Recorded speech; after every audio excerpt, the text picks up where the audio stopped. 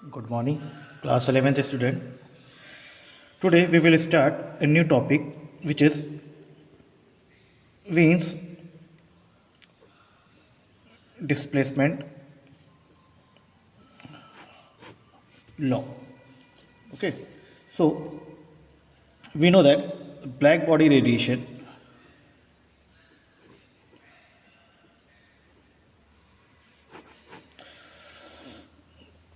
first, what is the statement of Wien displacement law? Ideally, it is followed by the black body, and the Wien displacement law states that the wavelength for which emissive power of black body is maximum is inversely proportional to the absolute temperature of the black body. Please note that it states that the wavelength for which emissive power of black body is maximum is inversely proportional to absolute temperature of black body. We know that the black body को जब हम लोग heat करते हैं, जब हम black body को heat करते हैं तो क्या होता है, रेडिएशन भी इंक्रीज करती है। टेम्परेचर बढ़ाएंगे तो हीट करेगी और हीट करने पर रेडिएशन भी इंक्रीज होता है। तो होता क्या है, जो रेडिएशन होता है उनका नेचर जो होता है वो डिफरेंट होता है। रेडिएशन का जो नेचर होता है वो डिफरेंट होता है। डिफरेंट वेवलेंथ की रेडिएशन उसमें से निकलती है ब्लैक बॉडी से। मान लीजिए किसी ब्लैक बॉडी से 100 रेडिएशन निकल रही है टेम्परेचर बढ़ाने पर, तो 100 रेडिएशन जो है वो सब अलग अलग होगी, लेकिन इसमें से 80 रेडिएशन जो होंगी, मान लीजिए जो मैक्सिमम जो रेडिएशंस होंगी वो अप्रॉक्स सेम होती हैं, अप्रॉक्स सेम नेचर की होती हैं, और जो 20 होती हैं वो डिफरेंट होती हैं। तो कहने का मतलब है ये अप्रॉक्स सेम होती है, एकदम सेम नहीं होती, ठीक है ना। तो एक ग्राफ बनाया गया, विंड डिस्प्लेसमेंट लॉ में बताया गया, किसके बीच में, देखिए, वेवलेंथ और इंटेंसिटी ऑफ रेडिएशन,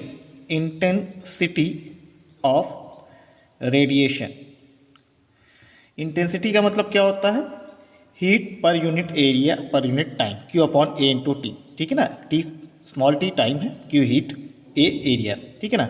और वो कुछ इस तरह से ऐसा बनाया गया एट T1 टेम्परेचर। ध्यान दीजिए, अब ये क्या है, ये आपका मैक्सिमम लैम्डा मैक्स हम इसको बोल सकते हैं।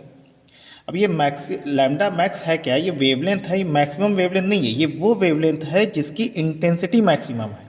ध्यान रखिएगा, ये मैक्सिमम वेवलेंथ नहीं है, वैल्यू ऑफ मैक्सिमम वेवलेंथ नहीं है, ये वो है जिसकी वेवलेंथ की इंटेंसिटी मैक्सिमम है एट ए T1 टेम्परेचर, ठीक है।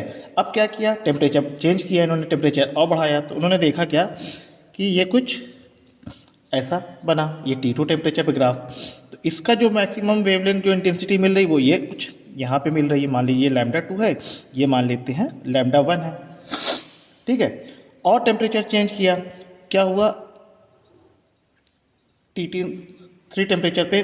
अब इस ग्राफ में आप देख रहे हैं जो इंटेंसिटी है वेवलेंथ की वो λ3 है। तो आप देख रहे हैं टेम्परेचर जैसे जैसे हम लोग बढ़ा रहे हैं, जो लैम्डा की वैल्यू है, इंटेंसिटी जो मैक्सिमम इंटेंसिटी ऑफ रेडिएशन है वो कम होती जा रही है, शॉर्टर होती जा रही है, ठीक है ना। यही विंड डिस्प्लेसमेंट में बताया गया है। अगर हम इसको देखें और अगर दूसरे तरीके से अगर हम समझें, मान लीजिए हमारे पास कोई बॉडी है, ब्लैक बॉडी, जिसका टेम्परेचर इंक्रीज़ करने पर लैम्डा मैक्स की वैल्यू क्या हो रही है, डिक्रीज़ हो रही है ना।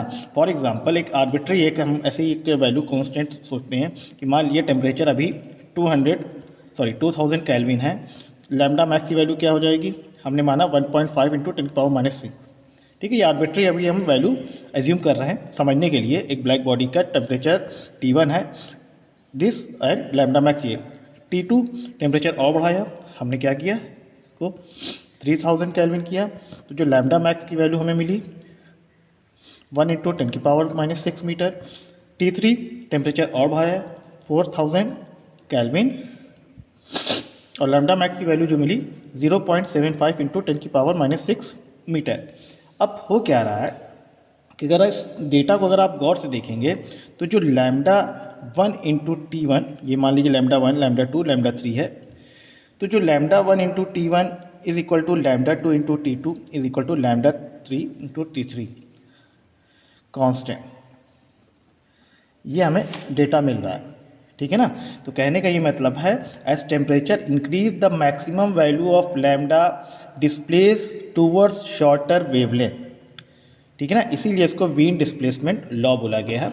और या हम इसको ये भी लिख सकते हैं, lambda max is inversely proportional to temperature.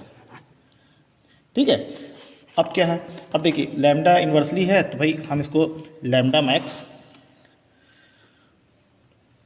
Is equal to क्या लिख सकते हैं, B upon T, where B is a Wien's constant, Wien's constant, और ये आपका यूनिवर्सल कांस्टेंट होता है और जिसकी वैल्यू होती है 2.898 इंटू 10⁻³ मीटर केल्विन यूनिट निकाल सकते हैं आप। ठीक है ना। अब ये जो वीन डिस्प्लेसमेंट लॉ जो आया ब्लैक बॉडी के लिए जब एक्सप्लेन किया गया तो ये बड़ा ही इंपॉर्टेंट लॉ था, जिससे हम लोग स्टार सन जो कि ब्लैक बॉडी के एग्जांपल है इनकी हम लोग मेजरमेंट कर सकते हैं, कितनी डिस्टेंस पे है, सारी चीज़ें हम लोग देख सकते हैं, क्योंकि भाई बी कांस्टेंट है। टेम्परेचर हमें पता करना, अगर किसी सन का अगर हमें टेम्परेचर पता करना है तो कैसे पता करेंगे भाई, इस फॉर्मूले से, इस लॉ से। क्योंकि देखिए अगर सन से कोई रेडिएशन आ रहा है तो हमने क्या किया, उसके स्पेक्ट्रम की स्टडी की और उस स्पेक्ट्रम में हमने देखा किस वेवलेंथ की रेडिएशन ज़्यादा आ रही है, उस वेवलेंथ को हमने काउंट कर लिया, बी की वैल्यू हमें पता है, टेम्परेचर निकाल सकते हैं। ठीक है ना। तो Wien displacement law follow any body but not ideally. एक चीज़ और देखिए ये जो हमने ग्राफ बनाया है, ये ग्राफ का जो एरिया है, मान लीजिए इस ग्राफ का एरिया हम देख रहे हैं, तो ये ग्राफ का जो एरिया अंडर है ये हमें क्या देता है, ये टोटल इंटेंसिटी ऑफ रेडिएशन देता है, टोटल इंटेंसिटी ऑफ रेडिएशन, ध्यान रखिएगा, area under this graph gives total intensity of radiation. अब आप देख रहे हैं कि हमसे पूछता है कि T1 T2 T3 different temperature पे इसका एरिया, इसमें टोटल इंटेंसिटी ऑफ रेडिएशन किसके लिए होगी, टेम्परेचर की। तो जितना ज़्यादा टेम्परेचर आप बढ़ाते जाएंगे उतनी ज़्यादा इंटेंसिटी ऑफ रेडिएशन। अगर हमसे कहता है इसमें कौन से इंटेंसिटी ऑफ रेडिएशन मैक्सिमम होगी, तो T3 टेम्परेचर पे, क्योंकि T3 टेम्परेचर वाला जो ग्राफ है उसका एरिया ज़्यादा है, तो इसलिए इस ग्राफ के लिए T3 टेम्परेचर पे इसका इंटेंसिटी ऑफ रेडिएशन मैक्सिमम होगा। ठीक है। दूसरी बात, जितना ज़्यादा टेम्परेचर बढ़ाते जाएंगे उतना ज़्यादा रेडिएशन होता रहेगा, ये हमें पता है। जितना ज़्यादा, जैसे हमने कहा है, टेम्परेचर बढ़ाएंगे रेडिएशन बढ़ता जाएगा, इंक्रीज करता जाएगा। ग्राफ एरिया टेम्परेचर पे डिपेंड करता है, तो इंटेंसिटी ऑफ रेडिएशन जो कि हम बोल रहे हैं Q/AT for black body is directly proportional to temperature, ये तो हमें पता है, लेकिन टेम्परेचर T⁴ ये चीज़ आपको पता होना चाहिए। कितना अगर कोई पूछता है वाइवा वगैरह में तो आप बता सकते हैं T⁴ ओके ना। और यही आखिर में अभी इसके बाद हम लोग को पढ़ना है स्टीफेंस लॉ में, जो कि बताया जाएगा ना। Next topic is Stefan's law. Stefan's Boltzmann law ये क्या कहता है, देखिए, फॉर परफेक्टली ब्लैक बॉडी हमें पता है कि जो इंटेंसिटी ऑफ रेडिएशन है वो डायरेक्टली प्रोपोर्शनल है T⁴ के। तो इंटेंसिटी ऑफ रेडिएशन क्या होता है, Q/AT is directly proportional to T⁴। तो Q/AT इस प्रोपोर्शनलिटी को हटा के कांस्टेंट यूज़ किया जाएगा sigma T⁴, where sigma is a universal constant, Stefan's constant, जो कि ये भी आपका यूनिवर्सल कांस्टेंट है, और इसकी जो वैल्यू होती है 5.67 इंटू 10⁻⁻8 वाट पर मीटर स्क्वायर केल्विन की पावर 4, ये इसकी यूनिट हो जाती है। अप्रॉक्स वैल्यू किताबों में न्यूमेरिकली हम लोग सॉल्व करते हैं 6 इंटू 10⁻⁻8 मान के चलते हैं, दोनों में से कोई भी एग्जैक्ट वैल्यू 5.6 पे, और 6 इंटू 10⁻⁸ ये हम लोग मान के चलते हैं। ठीक है। तो यहाँ से हमें क्या फॉर्मूला मिला, Q/T, इस ए को हम इधर ले गए तो is equal to a sigma T⁴। अब ये Q/T क्या है, हीट, जूल पर सेकेंड मीन्स पावर, तो power radiated is equal to sigma A T⁴। Okay, now this formula is valid for perfectly black body. For other body, for other bodies P is equal to E sigma A T⁴। ध्यान रखिए, अब E क्या है, is emissivity of body, और जो इसकी value होती है 0 से लेके 1 के बीच में होती है। ब्लैक बॉडी के लिए, फॉर ब्लैक बॉडी E की वैल्यू होती है 1, जब ई की वैल्यू 1 रख देंगे तो आप जान ही रहे हैं, फॉर्मूला फिर से यही बन जाएगा हमारा सिग्मा ए टी की पावर 4। तो अगर आप कोई ब्लैक बॉडी के लिए क्वेश्चन सॉल्व करें तो पावर रेडिएटेड का ये फार्मूला यूज़ करेंगे, और अदर बॉडी के लिए ई की वैल्यू लगाएंगे। ई की वैल्यू आपको क्वेश्चन में दी जाएगी और उसकी वैल्यू हमेशा ई 1 से कम ही होगी एमिसिविटी की। ठीक है, अब एक चीज़ और इसमें पूछा जाता है, वो क्या है, देखिए नेट पावर रेडिएटेड। तो देखिए पावर रेडिएटेड आपको पता चल चुका है, पावर रेडिएटेड का फॉर्मूला पता चल चुका है, ई सिग्मा ए टी की power 4 for any other body. Black body के लिए ई की वैल्यू 1 रख देते हैं। Power absorb